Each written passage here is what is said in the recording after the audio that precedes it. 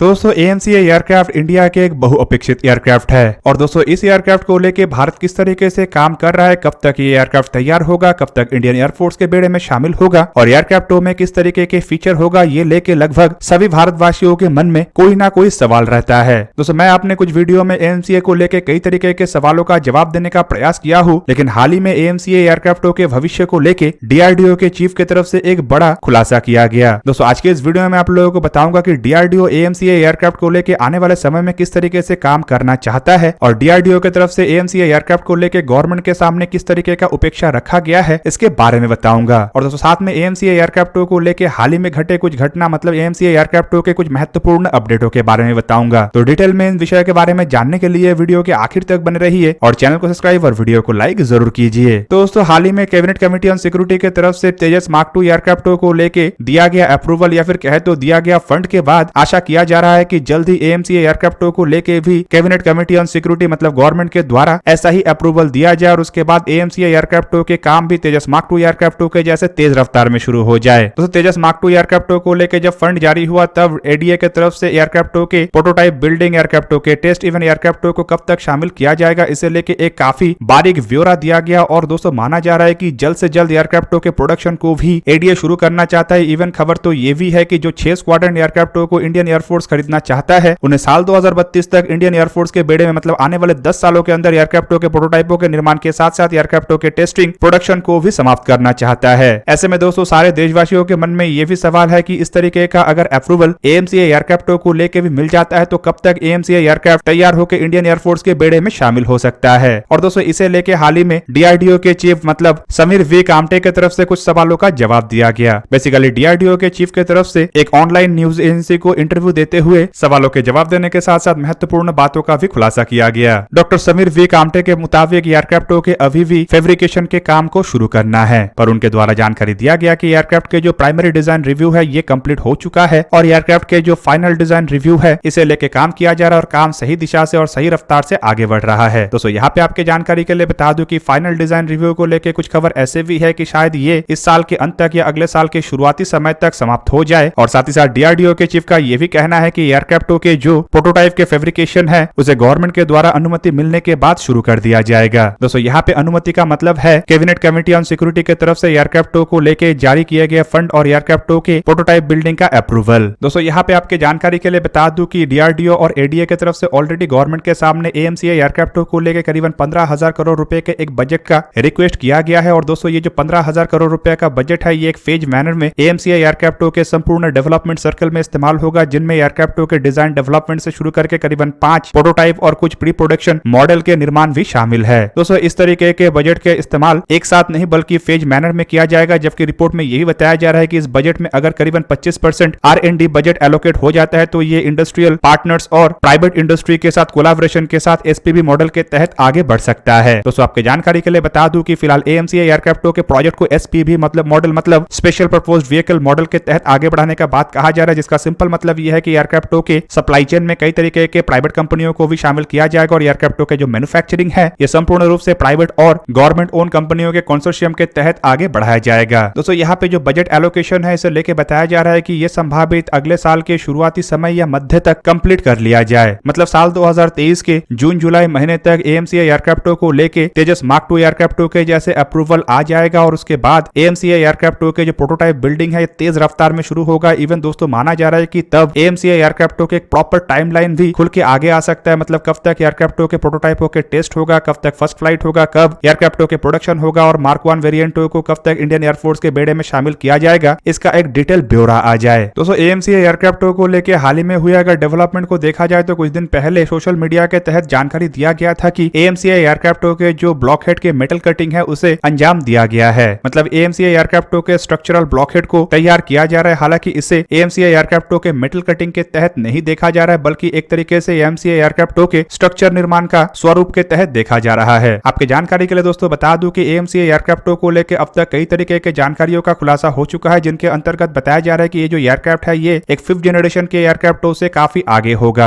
Aircraft 5th generation के एयरक्राफ्टों के category में तो गिना जाएगा, लेकिन इसमें 6th जनरेशन की टेक्नोलॉजी होगा, जिस वजह से इन एयरक्राफ्टों को वर्चुअली आने वाले समय में 5.5 जनरेशन के एयरक्राफ्ट के रूप में ही देखा जाएगा। दोस्तों एयरक्राफ्टों में कई तरीके के फ्यूचरिस्टिक टेक्नोलॉजी इस्तेमाल करने का भी बात कहा जा रहा है, जिनमें एयरक्राफ्टों के हथियारों से शुरू करके रडार, एयरक्राफ्टों के एवियोनिक्स से शुरू करके एयरक्राफ्टों के सेंसर्स भी शामिल है। इवन दोस्तों आपकी जानकारी के लिए बता दूं कि इससे भी अधिक मात्रा में एयरक्राफ्टों को मॉडर्नाइज करने को लेके भी खुलासा किया गया है, जिसके अंतर्गत एयरक्राफ्टों के एक मार्क 2 वेरिएंट भी होगा और मार्क 2 वेरिएंट में और भी अधिक मात्रा में इंडिजीनियस कंपोनेंटों का इस्तेमाल किया जाएगा और एक तरीके से एयरक्राफ्टों को और अधिक ताकतवर बनाया जाएगा। इंडियन एयरफोर्स की तरफ से AMCA एयरक्राफ्टों के प्रोजेक्ट के अंतर्गत करीबन 7 स्क्वाड्रन एयरक्राफ्टों को खरीदने का भी कमिटमेंट किया गया है, जिनमें कम से कम 2 स्क्वाड्रन AMCA मार्क 1 जबकि बाकी के 5 स्क्वाड्रन AMCA मार्क 2 एयरक्राफ्ट होगा। दोस्तों AMCA एयरक्राफ्टों के बारे में हम अगर और थोड़ा डिटेल में जानने का प्रयास करेंगे तो हमें पता चलेगा कि ये जो एयरक्राफ्ट है इसका फुल नाम है एडवांस मीडियम कॉम्बैट एयरक्राफ्ट, जो कि एक 5th जनरेशन के stealth multi role air superiority fighter aircraft के रूप में बनाया जा रहा है और संपूर्ण रूप से इंडियन एयरफोर्स और इंडियन नेवी की आवश्यकताओं को देखते हुए बनाया जा रहा है, जिसमें 6th जनरेशन की टेक्नोलॉजी का इस्तेमाल होगा और एयरक्राफ्ट को एरोनॉटिकल डेवलपमेंट एजेंसी की तरफ से जहां पे डिजाइन किया जा रहा है तो वहीं पे एयरक्राफ्टों के डिजाइन और डेवलपमेंट में defence research and development organisation का भी एक प्रमुख भूमिका है। हिंदुस्तान एरोनॉटिक्स लिमिटेड और उसके एयरक्राफ्ट डेवलप करने वाले संस्था की तरफ से भी एयरक्राफ्टों के प्रोजेक्ट में काम किया जा रहा है, जबकि इसमें किन किन प्राइवेट कंपनियों को जोड़ा जाएगा इसके बारे में अब तक कोई जानकारी नहीं दिया गया है। एयरक्राफ्टों के टाइमलाइन को लेकर बताया जा रहा है कि ये जो एयरक्राफ्ट है ये शायद साल 2024 में अपना फर्स्ट फ्लाइट करे, जबकि एयरक्राफ्टों को साल 2032 तक जैसे भी करके इंडियन एयरफोर्स में शामिल करने का इरादा रखा जा रहा है, जबकि कुछ कुछ जगहों में बताया जाता है कि जो एयरक्राफ्ट है इसे इंडियन एयरफोर्स में शामिल करने के लिए साल 2032 तक तो इंतजार करने का आवश्यकता नहीं है, क्योंकि उससे पहले ही एयरक्राफ्टों के टेस्ट को अंजाम दिया जा सकेगा। संभावित साल 2028 तक एयरक्राफ्टों के limited series production Indian air force में शामिल भी हो जाए। दोस्तों इन एयरक्राफ्टों के अगर फीचर को देखा जाए तो बताया जा रहा है कि ये जो एयरक्राफ्ट है ये सिंगल क्रू वेरिएंट में ही तैयार करने का फिलहाल इरादा रखा जा रहा है, जबकि आने वाले समय में ये ट्विन क्रू वेरिएंट का होगा कि नहीं होगा इसके बारे में फिलहाल कोई जानकारी नहीं है। एयरक्राफ्ट के अगर आकार को देखा जाए तो इसका लंबाई करीबन 17.6 मीटर मतलब 57 फीट 9 इंच के आसपास है, तो वहीं पे इसका विंग स्पैन 11.13 मीटर मतलब 36 फीट 6 इंच के आसपास है। एयरक्राफ्ट की हाइट 4.5 मीटर मतलब 14 फीट 9 इंच के आसपास है, तो वहीं पे इसके विंग एरिया 55 मीटर स्क्वायर मतलब 590 स्क्वायर फीट के आसपास है।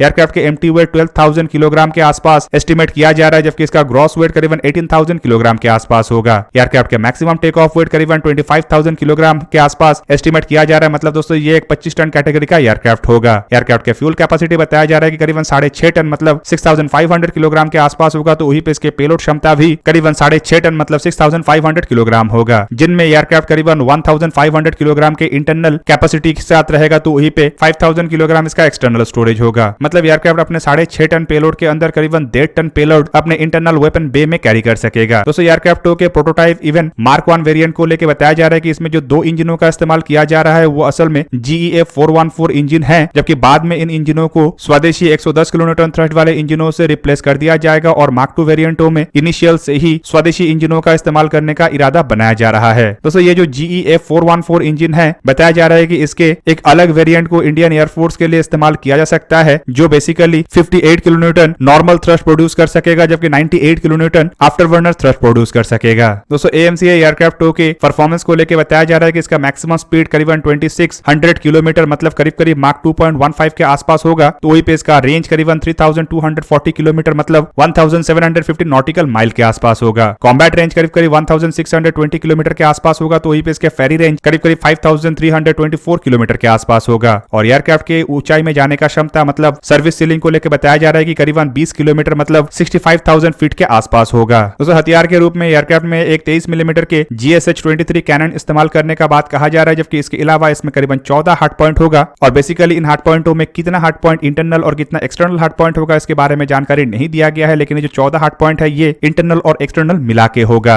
बताया जा रहा है कि इन हार्ड पॉइंटों में एयरक्राफ्ट के द्वारा S8 सीरीज के रॉकेट पॉड्स को कैरी किया जा सकेगा, हालांकि ये नॉन स्टेल्थ मोड में होगा, जबकि स्टेल्थ मोड में एयरक्राफ्टों के द्वारा air to air missile, air to ground missile, anti radiation missile, anti ship missile और बॉम्ब्स को कैरी किया जा सकेगा। Aircraft air to air missile के रूप में स्वदेशी अस्त्र IR, अस्त्र मार्क 1, अस्त्र मार्क 2, अस्त्र मार्क 3 जैसे मिसाइलों के अलावा NGCCM जैसे मिसाइलों को कैरी कर सकेगा। यहाँ पे आपके जानकारी के लिए बता दूं कि अस्त्र IR 80 किलोमीटर रेंज वाला मिसाइल है, जबकि अस्त्र मार्क 1 110, अस्त्र मार्क 2 160 और अस्त्र मार्क 3 करीबन 350 किलोमीटर रेंज वाला मिसाइल होगा, तो वहीं पे NGCCM एक क्लोज कॉम्बैट मतलब शॉर्ट रेंज का मिसाइल होगा। एयर टू ग्राउंड मिसाइल के रूप में एयरक्राफ्ट के द्वारा ब्रह्मोस NG मतलब नेक्स्ट जनरेशन के ब्रह्मोस मिसाइल, स्टंट मिसाइल मतलब नाग मिसाइल के एयर लॉन्च वेरिएंट और रुद्रम 1 मतलब भारत के स्वदेशी एंटी रेडिएशन मिसाइल को कैरी किया जाएगा। बॉम्ब्स के रूप में ये next generation laser guided bomb को कैरी करेगा, जिसे कि सुदर्शन बॉम्ब भी कहा जाता है। और प्रिसीजन गाइडेड म्यूनिशन के रूप में ये हाई स्पीड लो ड्रैग श्रेणी के 100, 250, 450 और 500 किलोग्राम के बॉम्ब्स को कैरी करेगा। इसके अलावा इसमें स्वदेशी स्मार्ट एंटी एयरफील्ड वेपन और ग्लाइड बॉम्ब्स को भी लगाया जाएगा। हालांकि दोस्तों बताया जा रहा है कि इसमें ड्रोन को भी कैरी करने का कैपेबिलिटी होगा। इवन 6th जनरेशन के टेक्नोलॉजी के कारण बताया ये भी जा रहा है कि इसमें कुछ 6th जनरेशन के हथियार जैसे कि डायरेक्ट एनर्जी वेपन या इलेक्ट्रोमैग्नेटिक वेपन भी हो सकता है। यहाँ पे दोस्तों आप लोगों को ये भी जान रखना चाहिए कि एयरक्राफ्ट 2 में आधुनिक एवियोनिक्स का इस्तेमाल किया जाएगा, जिनमें फिलहाल उतना जानकारी तो नहीं दिया गया है, लेकिन बताया जा रहा है कि इसमें उत्तम active electronical scan air radar के एक आधुनिक वेरिएंट का इस्तेमाल अवश्य किया जाएगा। सेंसर्स के रूप में एयरक्राफ्ट में इलेक्ट्रॉनिक वॉरफेयर सिस्टम से शुरू करके IRST system, artificial intelligence system, multi sensor, data fusion system जैसे इक्विपमेंटों का तो इस्तेमाल किया जाएगा, जबकि इसके अलावा कई तरीके के ऑनबोर्ड ऐसे सिस्टमों का भी इस्तेमाल किया जाना है जो अब तक भारत के एयरक्राफ्टों में नहीं किया गया है। कॉकपिट को भी एक आधुनिक और काफी यूजर फ्रेंडली कॉकपिट के रूप में बनाया जा रहा है, ताकि पायलट को प्लेन को कंट्रोल करने में ज्यादा मुशक्कत ना करना पड़े, बल्कि पायलट अपना ध्यान संपूर्ण रूप से दुश्मन के ऊपर केंद्रित कर सके। तो दोस्तों ये था आज का वीडियो। अगर आपको वीडियो अच्छा लगा तो लाइक कीजिए और मेरे चैनल को सब्सक्राइब कीजिए और साथ में बना हुआ बेल आइकन को भी प्रेस कर दीजिए ताकि आप मेरा वीडियो देख पाए सबसे पहले। जय हिंद।